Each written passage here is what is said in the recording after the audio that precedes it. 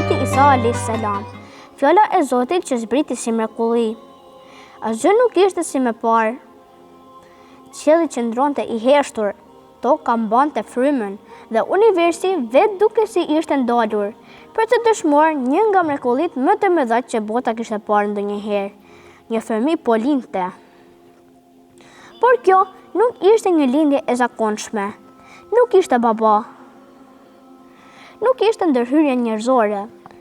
Vetëm një grua e pastër e zgjedhur nga Zoti, e vetme në mes të një shkëtëtire, duke mbajtur në duart e saj një fëmijë që do të ndryshonte historinë e njerëzimit.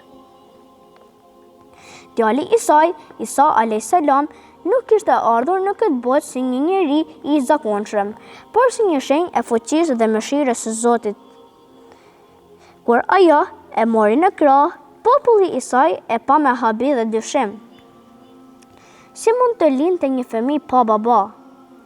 Ata e përçmuan, e akuzuan, por pastaj ndodhi diçka që i la të gjithë të shtangur.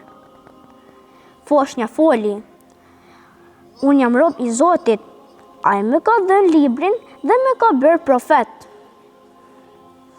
Dhe kështu historia e tij filloi. Historia e një profeti që do të kryente një mrekulli të jashtëzakonshme, që do të ringjallte të vdekurit, do të shëronte të verbërit dhe do të përçonte një mesazh të pastër të besimit dhe mëshirës. Por bota nuk ishte gati për të. Një djalë që fliste në djep, një njeri që shëronte të smurët, një profet që ecte mbi ujë. Por mbi të gjitha, ai ishte një njeri i dërguar me një mision hyjnor, për të udhëhequr njerëzit në rrugën e vërtet dhe për të shpëtuar ata që ishin zhytur në errësirën e padrejtësisë. Isa a.s. u rrit i pastër dhe i mençur, që kur ishte fëmijë, njerëzit e shihnin tek ai një dritë që nuk e kishin parë kurrë më parë. Ai nuk ishte si fëmijët e tjerë. Ishte i thellë në mendime, i butë në fjalë dhe gjithmonë i përullur para Zotit. Por kur ai u rrit dhe filloi të shpallte mesazhin e Zotit, bota nuk e priti me duar trokitje. Disa e ndoqën me dashuri duke e parë si një shenjë të Zotit, ndërsa të tjerët e refuzuan me zemra të mbushura me urrëtie dhe frikë. Ai thërriste njerëzit në të vërtetën. Adhuroni vetëm Zotin, mos e mashtroni njëri tjetrin, bëhuni të drejtë dhe të mëshirshëm. Por pushtetarët e kohës e pan atë si kërcënim. Ata nuk mund të pranonin një njeri që fliste me kaq guxim kundër padrejtësisë dhe korrupsionit të tyre. Mrekullitë e tij, shenja të një fuqie më të madhe. Por Isa a.s. nuk ishte një njeri i zakonshëm. Me lejen e Zotit, ai shëronte të verbrit, dhe ata hapnin syt për herë të parë. Në një prekje, ai bënte të ecin ata që nuk ishin ecur kurrë. Me një fjalë, ai kthente jetën te ata që ishin shpallur të vdekur. Me lutjen e tij, ai bënte që një tryezë plot me ushqim të zbriste nga qielli. Por ai nuk e bënte këtë për famë, për pushtet apo për pasuri. Ai u thoshte njerëzve: "Unë nuk mund të bëj asgjë vetë. Gjithçka që bëj është me lejen e Zotit."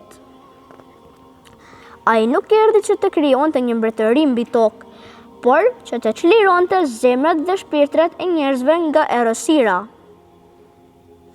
Sa më shumë që rritej dashuria e njerëzve për Isain a.s., aq më shumë rritej edhe urrëtia e atyre që ndonin ta ndalonin. Dhe kështu ata vendosën ta vrisnin. Pushtetarët u mblodhën në shtësi dhe thonë: "Ai duhet të ndalet. Nëse vazhdon, njerëzit do të ndjekin atë dhe jo ne." Dhe kështu ata e kërkuan për ta kapur dhe për ta kryqëzuar. Por Zoti kishte një plan më të madh. Në natën e errët, kur armiqt e tij po afroheshin për ta kapur, Zoti e ngriti Isain a.s. në qiell dhe e shpëtoi nga duart e tyre. Ata menduan se e kishin kapur, Ata menduan se e kishin vrarë. Ata menduan se ai kishte përfunduar. Por Zoti thot në Kuran, ata nuk e vranë dhe nuk e kryqëzuan, por u ngjante atyre si i tillë. Zoti e ngriti atë tek ai. Dhe kështu Isa a.s. nuk vdiq, por u ngrit në qiell, ku ai do të kthehet një ditë për të përmbushur premtimin e Zotit. Mësimet nga historia e profetit Isa a.s. Çfarë mësojmë nga kjo histori? Zoti është i gjithfuqishëm. E vërteta gjithmonë sfidon të keqen. Mrekullit nuk janë për të treguar forcë, por për të udhëzuar njerëzit. Një ditë ai do të kthehet. Isa a.s. nuk ka vdekur dhe do të kthehet për të përmbushur premtimin e Zotit. Në fund, premtimin e fundit të Zotit mbi tokë. Historia e Isas a.s. nuk ka përfunduar ende.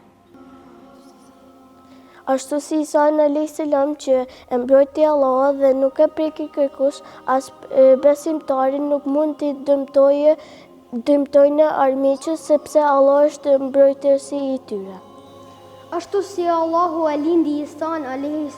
pa baba, ai ka mundësi të na zgjedh hallet dhe problemet tona, pas një shkak të dukshëm. Allahu është i gjithfuqishëm dhe mund të realizoj çdo gjë sipas vullnetit të tij.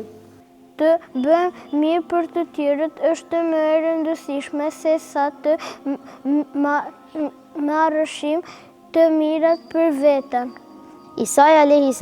nuk ishte as Zot dhe as biri i Zotit. Ai ishte rob dhe i dërguar i Allahut.